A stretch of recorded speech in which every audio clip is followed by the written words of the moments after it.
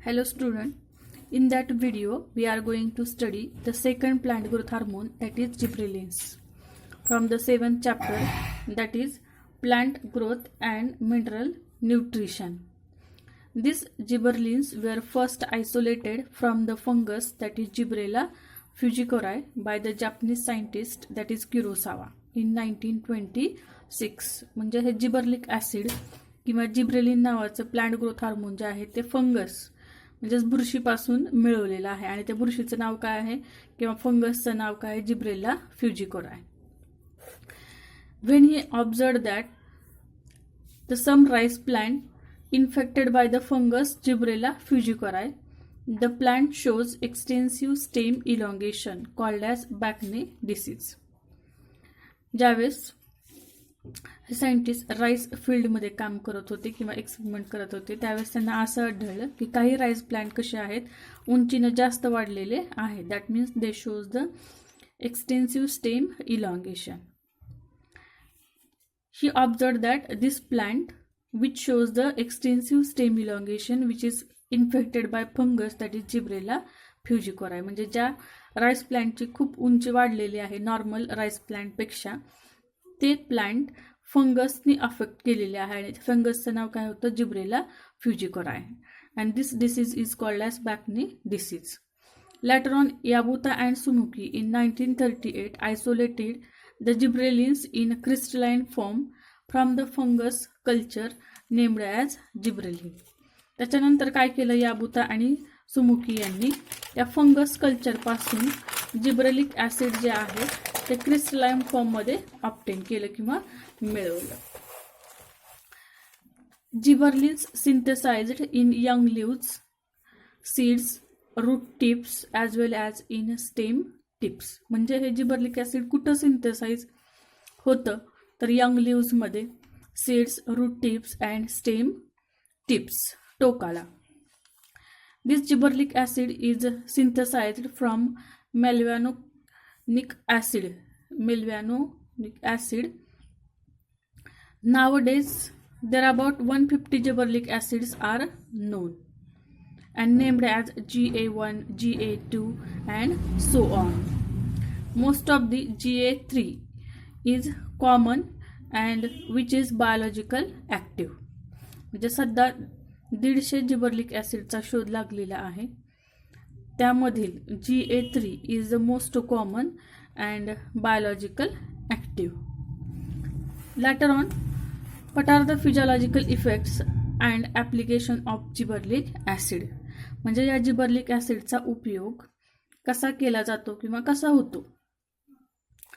जिबरलिक acid breaks the dormancy of buds and seeds. Dormancy म्हणजे सुप्तावस्था, म्हणजे जे बर्ड्स असतील किंवा जे सीड्स आहेत त्यांच्यामध्ये जर काही कारणास्तव जर डॉर्मन्सी आली असेल, ते सीड्स किंवा बर्ड्स ग्रो होत नसतील, तर तो डॉर्मन्सी पिरियड ब्रेक करण्याचं काम जिबरलिक ॲसिडपासून आपण करू शकतो. It can promote the seed germination in cereals like barley and wheat by synthesizing hydrolyzing enzyme amylase to produce the sugar.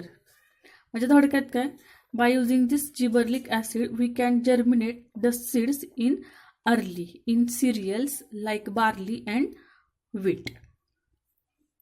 Later on, the effect of gibberellic acid is the elongation of stem when internode increases in the length. Elongation of stem, it is the main application of gibberellic acid by increasing the internodes of the plant. It causes the parthenocarpy in tomato, apple, pear and flowering in long day plants. हा त्याचा महत्त्वाचा उपयोग आहे. जिबरलिक acids पासून काय करू शकतो आपण किंवा त्याचा उपयोग काय म्हणून करू शकतो आपण, तर पार्थेनोकार्पिक फ्रूट तयार करण्यासाठी. पार्थेनोकार्पिक फ्रूट मीन्स और parthenocarpy means formation of fruit without seeds, म्हणजेच फळामध्ये बिया तयार होत नाहीत, त्याला म्हणायचं पार्थेनोकार्पिक फ्रूट. आणि या जिबरलिक ॲसिडचा उपयोग करून आपण टोमॅटो, ॲपल्स आणि पियर याच्यामध्ये पार्थेनोकार्पी डेव्हलप करू शकतो. And flowering in long day plant. Flowering in long day plant म्हणजे काय, ज्या प्लांटला फ्लावरिंगसाठी मोर लाईट पिरियडची आवश्यकता असते त्याला म्हणायचं लॉंग डे प्लांट. मग आपण जिबर्लिक ॲसिडच्या साह्याने जे लॉंग डे प्लांट आहेत त्यांच्यामध्ये फ्लावरिंग डेव्हलप करू शकतो within short light period. This gibberellic acid also used to increase the fruit size and bunch length of the grapes. हा एक महत्त्वाचा त्याचा ॲप्लिकेशन आहे पा. By using this gibberellic acid, the size of grapes, that means fruit size of grapes as well as bunch length of grapes can be increases. म्हणजे काय, आपण द्राक्षाचे घड ची लांबी किंवा जे द्राक्ष आहेत त्यांची साईज वाढवण्यासाठी या जिबर्लिक ॲसिडचा उपयोग केला जातो. Later on, next one, when gibberellic acid is applied on the genetically dark plant like maize, the stem rapidly elongates and acquire normal size.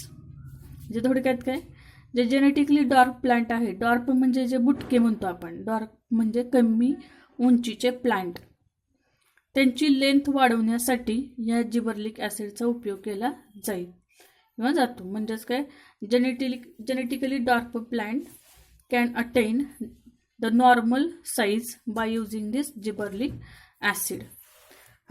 Letter on next, this gibberellic acid inhibits the growth of root, delay the senescence and prevent the abscission. आता abscission म्हणजे काय किंवा senescence म्हणजे काय आपण पाहिलं होतं. Delay senescence म्हणजे काय, सिनेसन्स म्हणजे काय, एजिंग पिरियड म्हणतो आपण. म्हणजेच एजिंग पिरियड म्हणजे काय, जे काही प्लांट ऑर्गन्स आहेत त्यांचा एजिंग पिरियड आपण काय करू शकतो, थोड्या कालावधीसाठी पुढे ढकलू शकतो. म्हणजेच ते लिव्स किंवा फ्रूट्स फ्लावर्स हे लवकर मॅच्युअर होणार नाहीत. म्हणजे delays the senescence and prevent the abscission. Abscission means premature fall of leaves as well as flowers and fruits. म्हणजेच जर ॲब्सिशन लेअर जर तयार झाला, म्हणजे थोडक्यात हे स्टेम आहे आणि स्टेम आणि हे काय आहे, लिव्स. इथं काय होतं, ॲब्सिसिक लेअर तयार होतो. ॲब्सिसिक लेअर तयार झाल्यामुळं काय होतं, हे लिव्स काय होतं, गळून पडतं किंवा फ्लावर्स असतील किंवा फ्रूट्स असतील म्हणजेच ते परिपक्व होण्याच्या अगोदरच गळून पडतात. हे कशामुळे होतं तर हे ॲब्सिसिक लेअरमुळे होतं.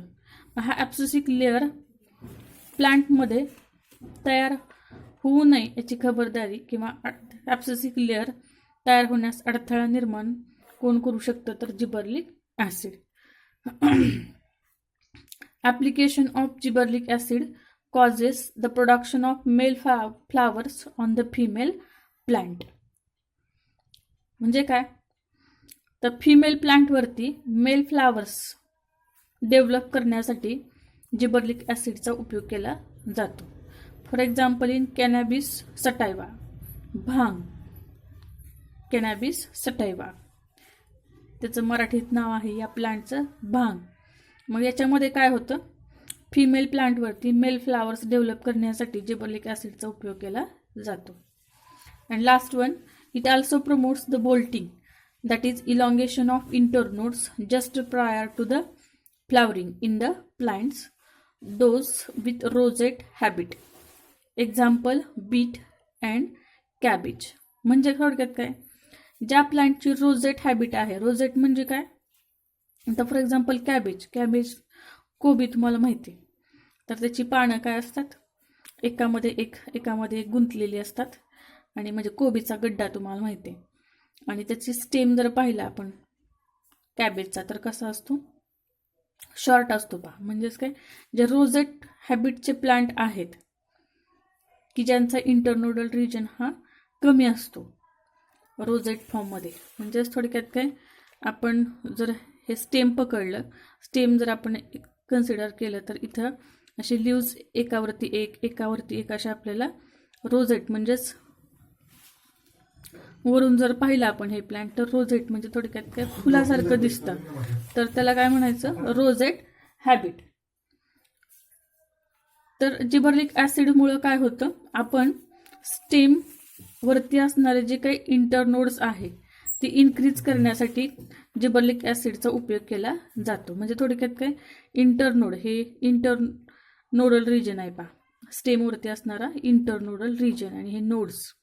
म्हणजे थोडक्यात काय, जिबर्लिक ॲसिड्समुळे काय होतं, इंटरनोडची लेंथ वाढवण्याचा प्रयत्न केला जातो. म्हणजेच काय, त्याला म्हणायचं bolting. It also promotes the bolting, that is elongation of internodes just prior to flowering in the plants. म्हणजे फुलं येण्याच्या अगोदर, त्या प्लांटला फुलं येण्याच्या अगोदर काय करतात, इंटरनोडची लांबी वाढवली जाते. Example, beet and cabbage. These are the practical applications of gibberellic acid. Later on, next plant growth hormone, that is cytokinin. Cytokinin is another type of plant growth hormones that promotes the cell division. The cytokinin, it related to cytokinesis. Cytokinesis means division of cytoplasm, which occurs in the cell division. That means the main function of cytokinin is the cell division. पेशी विभाजन हे सायटोकायनिनचं मुख्य application किंवा आपण important function आहे असं आपण म्हणूया. आता सायटोकायनिनची डिस्कवरी आपल्याला थोडक्यात पाहिजे. The term cytokinin coined by Lentham. The first cytokinin was discovered by Miller and Skoog when he cultured the pith of Nicotiana tabacum, that is tobacco plant.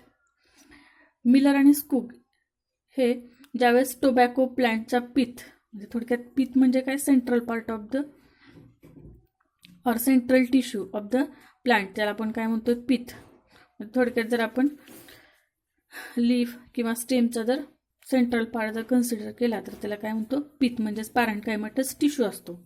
ज्यावेळेस निकोटियाना टोबॅकम चा पीथ रिजन ज्यावेळेस Miller आणि Skoog यांनी nutrient मीडियमवरती culture केला, म्हणजे थोडक्यात हे tissue कल्चरशी related आहे. टिश्यू कल्चर म्हणजेच ऊती संवर्धनशी रिलेटेड आहे आहे. म्हणजे थोडक्यात हे न्यूट्रिएंट मीडियम असतं, टेस्ट ट्यूबमध्ये प्लांट ग्रो करतात टिश्यू कल्चरमध्ये. हे न्यूट्रिएंट मीडियम आणि त्याच्यावरती काय केलं, निकोटियाना टोबॅकम या प्लांटचा टिश्यू काय केला, ग्रो केला. त्याच्यानंतर त्यांना असं आढळलं, they observe that the callus proliferation when nutrient medium was supplemented with coconut milk and degraded sample of DNA obtained from the herring sperm, that is fish. ज्यावेळेस निकोटियाना टोबॅकम या प्लांटचा टिश्यू त्यांनी न्यूट्रिएंट मिडियमवरती ग्रो केला आणि या nutrient मिडियममध्ये coconut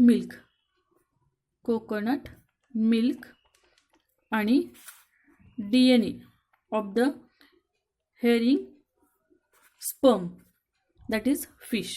म्हणजे coconut milk माहिती आहे तुम्हाला आणि DNA sample of herring sperm म्हणजेच काय, फिश आहे. हेरिंग स्पर्म फ्रॉम फिश, हा एक फिश आहे, त्याच्या DNA आणि कोकोनट मिल्क या न्यूट्रिएंट मिडियमवरती त्यांनी ॲड केलं. Later on he observe that this callus become vigorously grow. म्हणजेच हा जो कॅलस आहे त्याच्यामध्ये त्यांना जास्त प्रमाणात वाढ झालेली दिसले. म्हणजेच कशामुळे झालं हे, तर something growing substance which are present in this coconut milk. म्हणजे थोडक्यात काय, कॅलस प्रॉलिफरेशन किंवा कॅलसची ग्रोथ का जास्त झाली, तर या कोकोनट मिल्कमध्ये काहीतरी आहे. म्हणजेच काय, दिस ग्रोईंग पॉईंट और growing substance is nothing but कायनिटीन.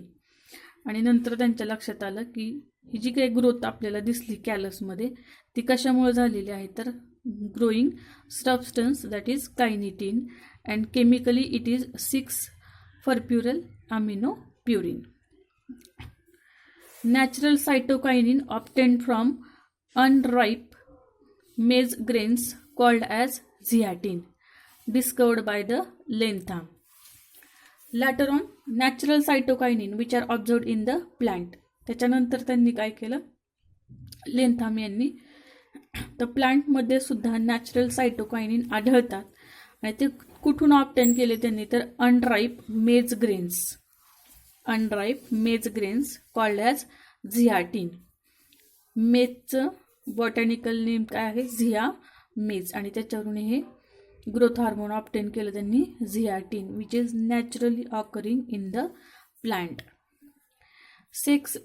6 benzyl adenine is the synthetic cytokinin.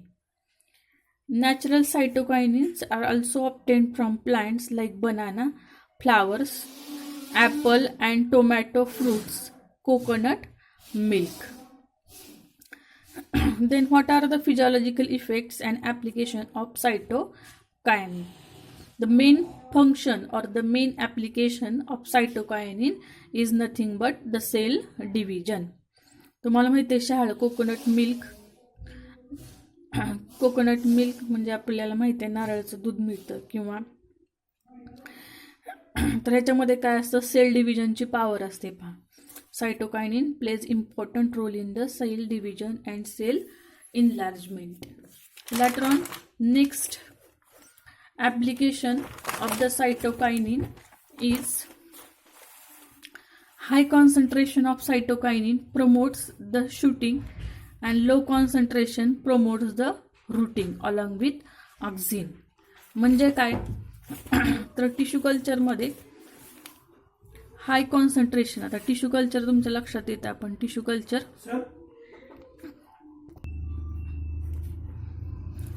आता टिश्यू कल्चर माहिती आहे तुम्हाला, मी आत्ता सांगितलं उती संवर्धन, की ज्याच्यामध्ये काय केलं जातं, टेस्ट ट्यूबमध्ये प्लांट ग्रो करतात. आत्ता सांगितलं तुम्हाला. हे काय आहे, न्यूट्रिएंट मीडियम, आणि न्यूट्रिएंट मीडियममध्ये एखादं सेल किंवा टिश्यू आपण ग्रो करू शकतो. या न्यूट्रिएंट मीडियममध्ये जर high concentration of cytokinin it will promotes the shooting. म्हणजे थोडक्यात काय,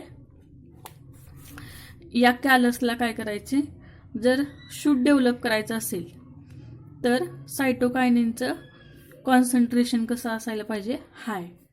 आणि ज्यावेळेस जर आपण या न्यूट्रिएंट मिडियमवरती जर low concentration and when low concentration of cytokinin, low concentration जर असेल सायटोकायनिनचं न्यूट्रिएंट मिडियममध्ये, तर it allow the roots to the callus. म्हणजे जर लो कॉन्सन्ट्रेशन असेल सायटोकायनिनचं तर त्या कॅलसला काय होतात, रूट्स डेव्हलप होतात. म्हणजेच काय, अलॉंग विथ ऑक्झिन, म्हणजे याच्याबरोबर न्यूट्रिएंट मिडियममध्ये ऑक्झिन पण ॲड केलेलं असतं अलॉंग विथ सायटोकायनिन. म्हणजे थोडक्यात काय, सायटोकायनिन आणि ऑक्झिनचं प्रमाण उलट असतं. म्हणजेच high concentration of cytokinin it allows the shooting to the callus, while low concentration of cytokinin it allows the roots to the callus. That is, cytokinin and auxin ratio controls the morphogenesis in tissue culture. म्हणजेच auxin आणि सायटोकायनिनचं जर proper proportion किंवा ratio जर आपण nutrient मिडियममध्ये add केला तर त्या कॅलसला ऑर्गन्स डेव्हलप होतात, म्हणजे रूट आणि शूट. त्याला म्हणायचं morphogenesis in tissue culture. Later on, next one, cytokinin shows the reverse apical dominance. That is, it promotes the growth of lateral buds and controls the apical dominance. म्हणजे काय, आपण ऑक्झिनमध्ये एक role पाहिला होता पहा, ऑक्झिनचा काय करत होतं, auxin promotes the apical dominance. म्हणजे काय, अपायकल डॉमिनन्स म्हणजे काय, तर अपायकल बड माहिती आहे तुम्हाला, अपायकल बड की जो कुठं असतो, अपेक्स रिजनला म्हणजे टोकाला. या अपायकल बडमुळं काय होतं, प्लांटची अशी ग्रोथ होत जाते, उंची वाढत जाते. त्याच्यामुळं काय होतं, जे लॅटरल बड्स असतात, म्हणजे हे लीफ आहे आणि इथे बड असतो पहा, लॅटरल बाजूचा बड म्हणतो आपण त्याला, त्याच्यामुळे या लॅटरल बडची काय होत नाही, ग्रोथच होत नसते. त्याला काय म्हणायचं, अपायकल डॉमिनन्स. हे आपण ऑक्झिनमध्ये पाहिलं होतं, कारण ऑक्झिन हे कुठं तयार होतं, तर अपायकल रिजनमध्ये, म्हणजेच अपेक्स टोकाला तयार होत असतं. म्हणून काय होतं, प्लांटची अशी उंची वाढलेली दिसते. And lateral bud do not growth. परंतु सायटोकायनिन काय करतं? सायटोकायनिन काय करतं? It allows the growth of lateral bud. म्हणजेच या सायटोकायनिनमुळं काय होतं? लॅटरल बड सुद्धा ग्रो होतात. म्हणजेच काय? It is reversal effect of apical dominance. म्हणजे ऑक्झिनच्या बरोबर उलटं काम हे सायटोकायनिन करतं. म्हणजेच ऑक्झिनमुळं काय होत होतं? अपायकल डॉमिनन्स म्हणजेच अपेकल बड वाढत होता किंवा लॅटरल ग्रोथ होत नव्हती प्लांटची. त्याच्याबरोबर इफेक्ट काय करतो? सायटोकायनिन. म्हणजेच या सायटोकायनिनमुळं काय होतं? लॅटरल बड जे आहेत प्लांटमधले ते सुद्धा ग्रो होतात. म्हणजेच काय? This cytokinin shows the reverse apical dominance, that is it promotes the growth of lateral buds and controls the apical dominance. Later on, cytokinins delay the senescence or aging and abscission process in the plant organs. The senescence delay the senescence म्हणजे काय? Ageing म्हणजे लवकर प्लांटचे जे organs असतात म्हणजे leaves असेल, flower, स्प्रूट, हे लवकर परिपक्व होऊ नये, रायपन होऊ नयेत, त्यांचा एजिंग पिरियड पुढं वाढवणे, त्याला म्हणायचं डिले द सिनेसन्स. मग ते कोण करतं? सायटोकायनिनचा वापर जर आपण केला तर it delay the senescence period or ageing period and abscission process in the plant organs. This was reported by Richmond and Lang in 1957. Abscission सांगितले तुम्हाला, ॲब्सिसिक लेअर तयार होऊ देत नाही, त्याच्यामुळे premature fall of leaves, flowers become avoided. म्हणजे थोडक्यात काय होतं? सायटोकायनिनमुळं काय होतं? सिनेसन्स पिरियड म्हणजे एजिंग पिरियड जो आहे ऑर्गनचा, प्लांट ऑर्गनचा पुढे ढकलला जातो. त्याला म्हणायचं रिचमंड लँग इफेक्ट. हे लक्षात ठेवा, सायटोकायनिनचं खूप महत्त्वाचं ॲप्लिकेशन आहे, which is discovered by Richmond and Lang in 1957, called as Richmond Lang effect. That is delay the senescence. It breaks the dormancy and promotes the germination of seeds. Cytokinin काय करतं? सीडमध्ये जी डॉर्मन्सी प्राप्त झालेली आहे किंवा आलेली आहे ती ब्रेक करतं and it allow the seeds become germination. Last one, cytokinin induces the RNA synthesis and formation of interfascicular cambium. सायटोकायनिनमुळं काय होतं? RNA सिंथेसिस पण किंवा RNA सिंथेसिस तयार होण्यास किंवा RNA तयार होण्यास मदत होते. त्याचबरोबर फॉर्मेशन ऑफ इंटरफॅसिक्युलर कॅम्बियम म्हणजे कॅम्बियम जो आहे झायलेम आणि फ्लोएमच्या मध्ये असणारा जो इंटरफॅसिक्युलर कॅम्बियम आहे तो सायटोकायनिनमुळं डेव्हलप होण्यास किंवा तयार होण्यास मदत होते. These are the practical applications of cytokinin. Thank you.